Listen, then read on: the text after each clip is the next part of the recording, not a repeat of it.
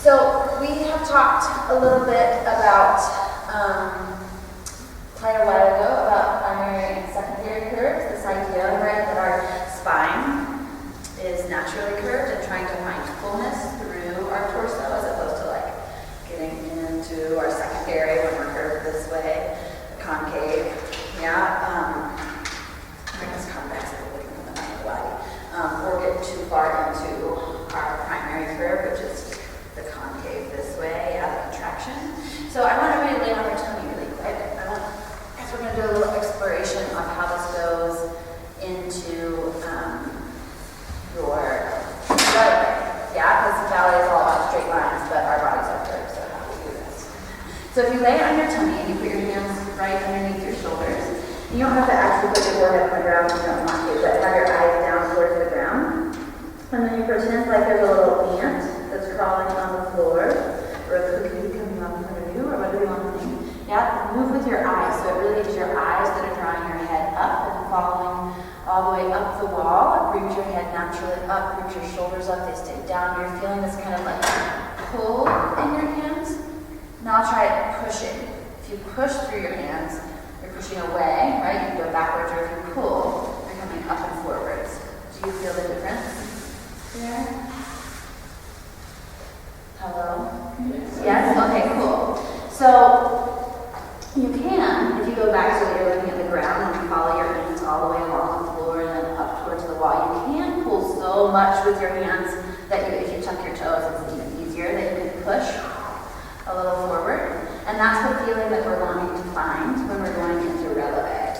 Your whole torso is moving up, and we're like pulling, so all the muscles, yeah, are pushing down and away from the floor, and we're standing vertically, and we're finding a straight spine, yeah?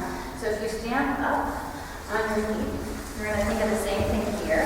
The ant is on the ground, and we follow with our eyes. So we're really truly staying true to our eyeballs moving, yeah, and not just moving our head up, that's easy to do. But here we're in our neutral spine. You're curving forward to primary, you follow the ant, up, and it goes all the way up towards maybe where the wall meets the ceiling, and then you reset. Yeah, so you're allowing your head to go in a snake before resetting. So again, looking at the ground, following that inch, you feel your weight pouring onto your toes, and then coming up, all the way up towards the sky, and then reset so that your chin is straight again. This is this feeling of like, all the way up. You might even pretend like you're pushing on the ground like we just did, yeah? So that the floor is really coming up to meet us and supporting us, as opposed to us having to just push away from the floor or just pull up away. And we're using our torso, our entire torso as part of that belly, rather than like feeling, I have to pull up in my muscles. Is this kind of making sense, energy-wise? Yeah? So go one more time. Just try to feel it like do a normal releve. I know for me, I feel my feet kind of instigating and pushing the floor away, and then when I do it with my eyes, which I know we don't always do at the bar, but if I go with my eyes, I feel like back of the head kind of hanging up. Yeah, it looks a little different. So that we're coming into a neutral spine, but we're allowing like some mobility to take us there, which I know we don't do, right? On releve, really, we're at the bar, like, but you know, have that feeling of like everything is mobile and spiraling up towards the sky as opposed to push the floor away so much. Yeah? Let's try to hold on to that idea as we go through bar today.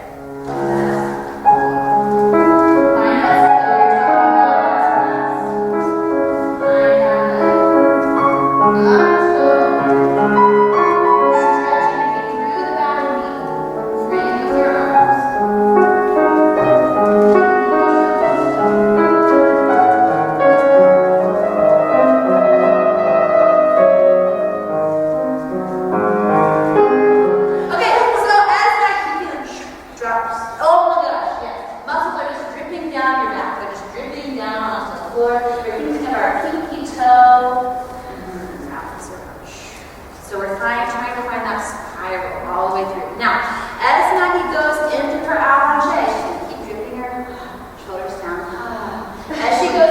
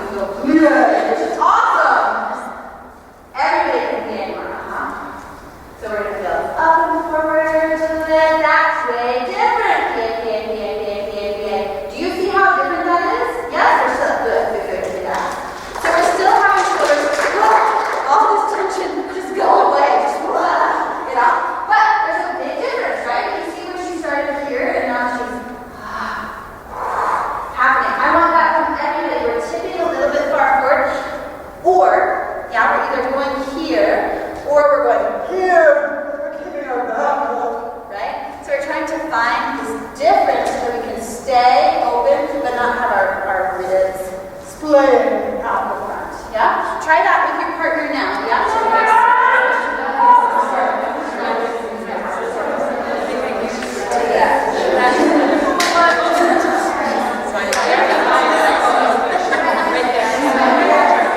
Try them now. Yes. Insist into the sit. Yeah. Repeat turn. Insist. Front foot across. Shinning. Check it out. Are you going straight towards the corner with even step? Yeah. Grippy, I think your arm closes sooner, it might help you. On the PK with suited, getting a little left behind. Tie, yeah, tie. Does that feel different? Yeah. It looks different, yeah. I know it's a little slow for these turns at the end, yeah? But you can still spot, even if your intention is to float around, yeah? You want to see that coordination? Under, four, and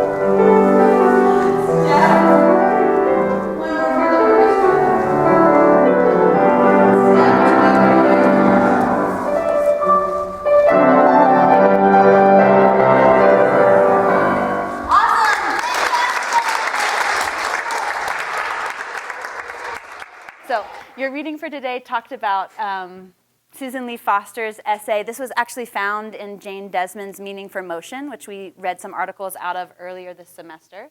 And Susan Lee Foster is really thinking about the instructable body, right? So how can the body be molded, shaped, transformed, created? How is it in relation to the space, to the other people in that space, able to take on characteristics that other people are asking of it? So for instance, in ballet class, there are these norms where I stand at the bar, I wait for the teacher to tell me what to do. I'm not allowed to ask questions except at specific times in class, right? We're not supposed to be talking to our neighbor. This creates an environment that allows for an instructable body to appear. You can work on your body, and the point of being in class is to work on your body and make it into this ideal shape or be able to do these ideal things, right? Ideal moves.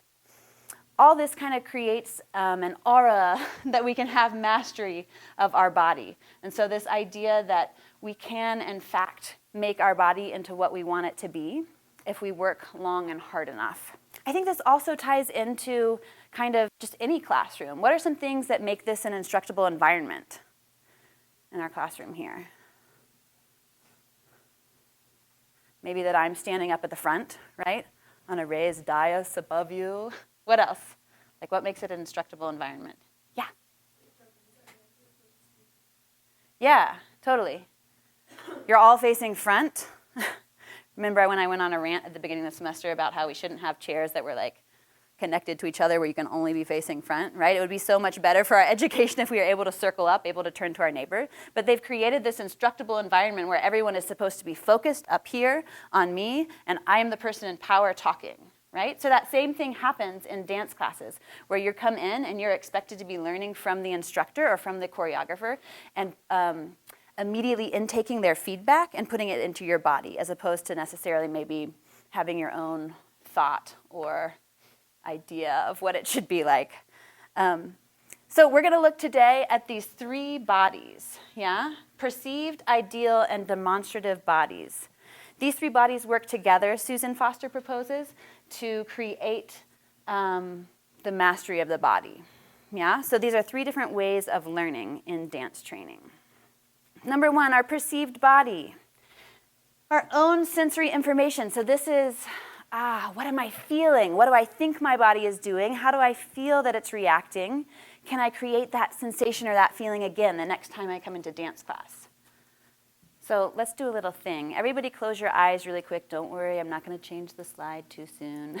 Close your eyes and just start like rubbing your hands together or maybe tapping them. Do something with your hands. Are you doing it? Are you doing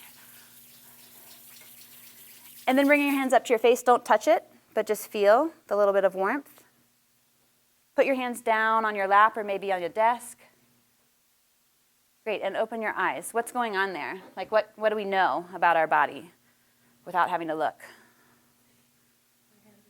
Yeah, hands are warm. What else? Maybe if you put it on the desk, is that cooler today? Yeah. Smooth surface, cooler. What else? Did your hands have a funny smell? Mine did. I was like, oh, that's interesting. Yeah, so things that we're sensing. Perceiving about our body, it does include the visual sense, but I think it's easier to think about these other senses, right? So what we're smelling, what we're tasting, what we're touching, what we're hearing. These senses give us an idea of what our body is doing in dance class in relation to other people and in relation to ourselves. So we're going to look at a little example here. So in Dirty Dancing Havana Nights, has anybody seen this? It's so good. In this one, Javier is working, here we go. Afro-Cuban dance, it's the dance of slaves. He's trying to teach Katie, this girl, a different way of dancing. She's been practicing ballroom in front of the mirror, and he's saying, no, you have to feel.